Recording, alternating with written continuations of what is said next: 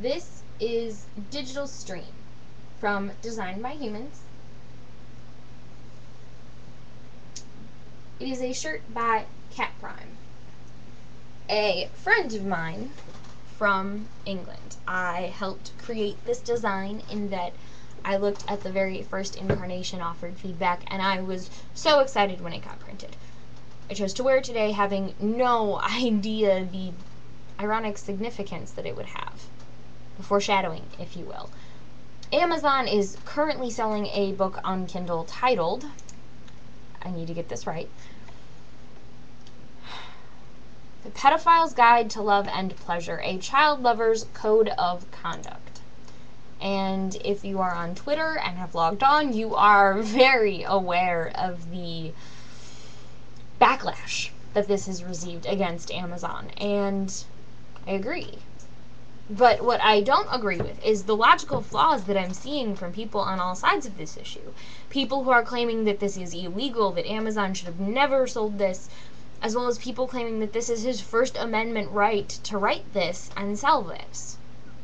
And both sides are right, but both sides are wrong.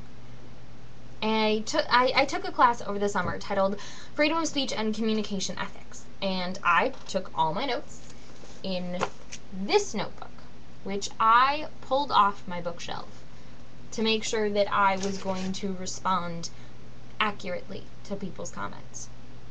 There is a Supreme Court recognized distinction between discussing an idea, advocating an idea, and advocating an action.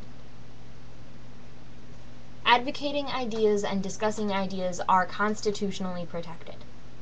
Advocating action, however, is where that determination gets made whether the speech was protected or not. They generally use, currently at least, the imminent lawless danger, or the imminent lawless action, rather, standard. That if the speech is found to produce an imminent lawless action, advocating action that is against the law, it's not protected.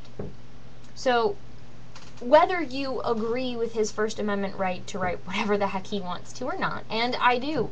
I support the amendment right, first, second, third, fourth, continuing through all of the amendment rights of each and every person. People are claiming that this is automatically covered speech. But in my opinion, that's a gray area.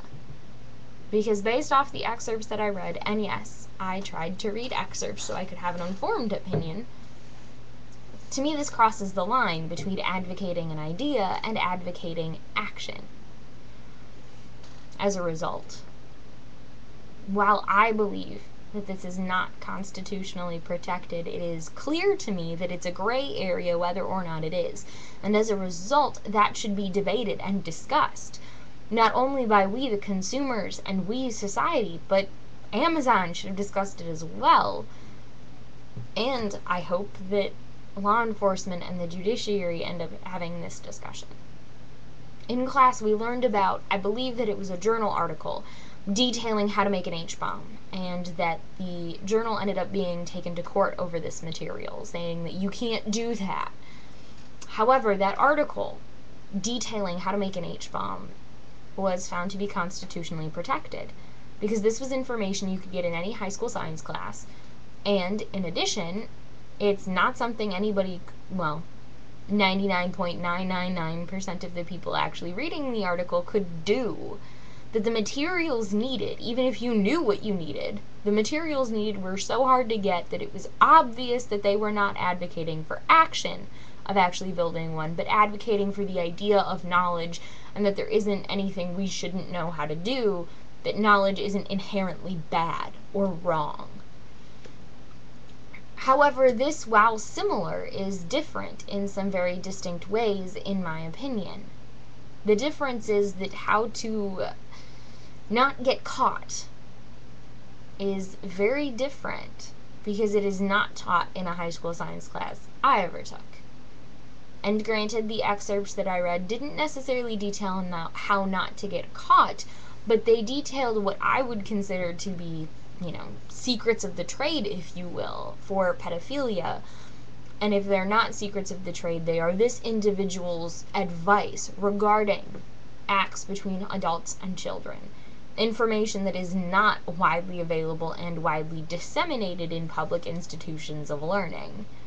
Moreover, in contrast to the H-bomb, which are required materials and information and ability that is not readily available to just anyone, the information and materials described in this publication are, as he points out, some of what he recommends or discusses is available at your local pharmacy. And he actually states, avoid using this phrase or that phrase because it could result in bad things happening that would prevent our access to these items.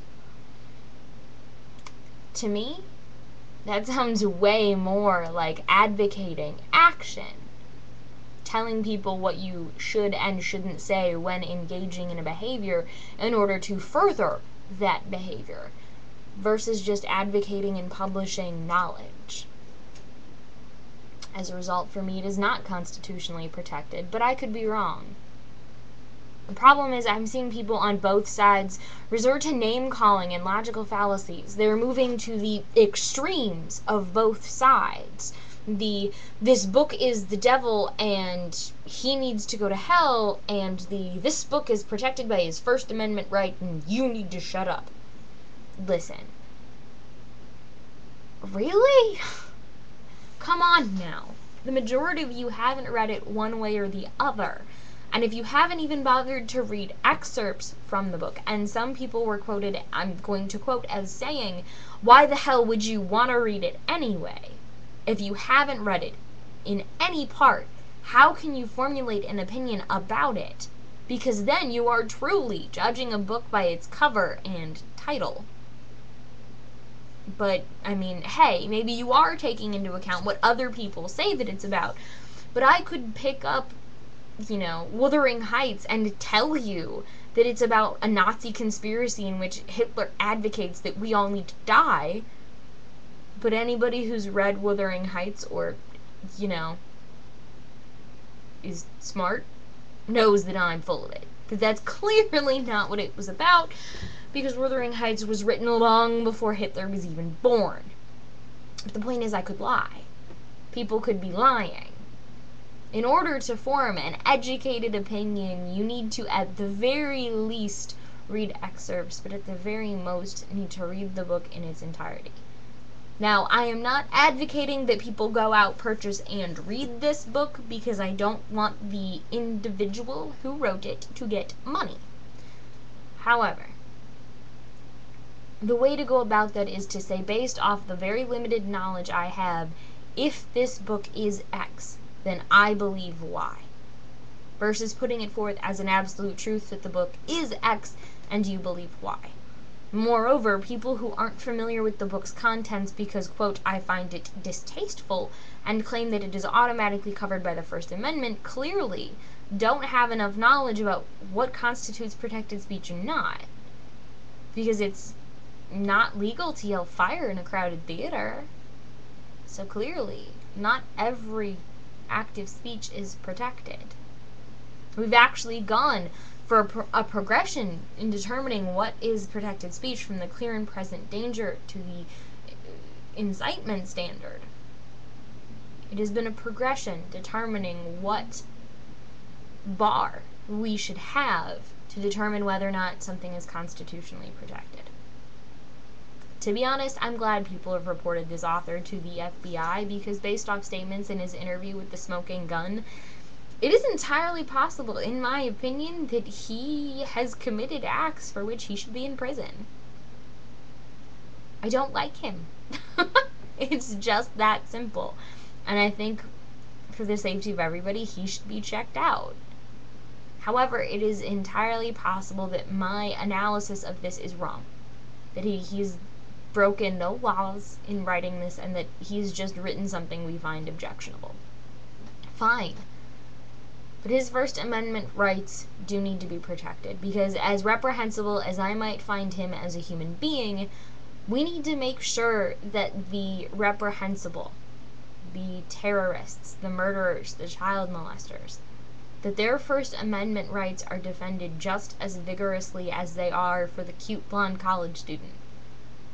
Because if they are not protected, if the ones among us who we would rather not exist are not protected by the Constitution, then what makes me protected by the Constitution? Our constitutional rights either apply to everyone or they apply to no one. And it is easiest to relax them for those we cannot stand. The scum of society. Which is why their rights need to be defended just as vigorously. They are the canary in the coal mine, so to speak. And just as I will stand up and loudly advocate for Philip Grieves' II right to self-publish, whatever he wants that's constitutionally protected, I will just as loudly stand against him when he engages in illegal speech that is not protected by the Constitution. Because unless we have our constitutional rights mean something, unless we defend them and enforce them, both positively and negatively, unless we go after the people who push the boundaries of their constitutional rights and extend into that area where they are engaging in conduct that is not allowed, that is not protected, because it is not beneficial to society or to other individuals, then our rights are essentially meaningless. We need to make sure that not only do we stand up and protect the journalist's First Amendment right to expose corruption in his city government, we also need to make sure that those engaging in unconstitutional actions, the Klansmen advocating that we go out and burn the houses of minorities, we need to make sure those people can't hide behind the constitutional amendments that they claim. Because otherwise, if we allow people to claim, hey, you know, my advocating of genocide is perfectly legal because I have a First Amendment right. If we allow people to do that, then the First Amendment rights, the symbolic meaning gets diluted. Because if we allow people to believe that, hey, that kind of behavior is protected, then the rights become a little less meaningful. Because our Constitution and our amendments are important not just for their practical value of, you know, as much as I might dislike RAV in RAV versus St. Paul, it is important to recognize that his conviction was not constitutional. As much as it plays a practical role in situations like that, they're also symbolic. The Constitution and our amendments are symbolic and important. And we need to defend that importance, even if it's for people we don't like. And so I recognize I might be wrong about this particular book on Kindle. I don't think I am, but I could be. And if I am, I will stand beside him and support his right to have written it. But if I'm not, I fully expect that the appropriate individuals and authorities will do something about it. Because that's the way the system works. Or at least, the way it's supposed to work.